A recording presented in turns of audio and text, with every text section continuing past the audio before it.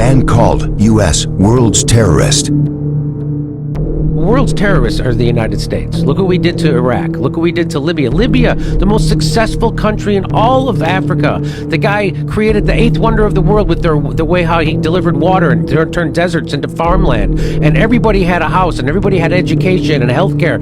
And we turned it into a failed state run by terrorists with open slave markets. Who did that? Barack Obama and Hillary Clinton did that. And they'll never have to pay a price for that. Barack Obama, the most he'll do is go, that was a mistake.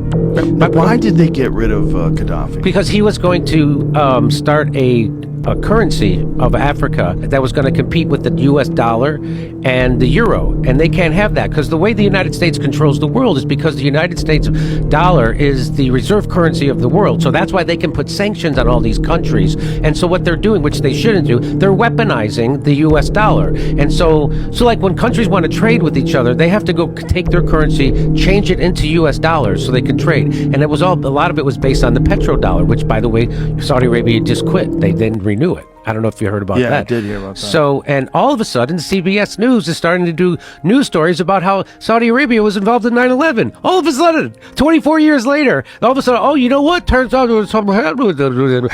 And they're like, you mean 2 weeks after they decided to not renew the petrodollar? Now CBS News is allowed to talk about that and investigate it, which when I talked about it got demonetized. But anyway, that's why, because Gaddafi was doing that. He was going to set up a currency for all of Africa, and it was going to be based on, have a gold standard. And so they're like, no, you're not.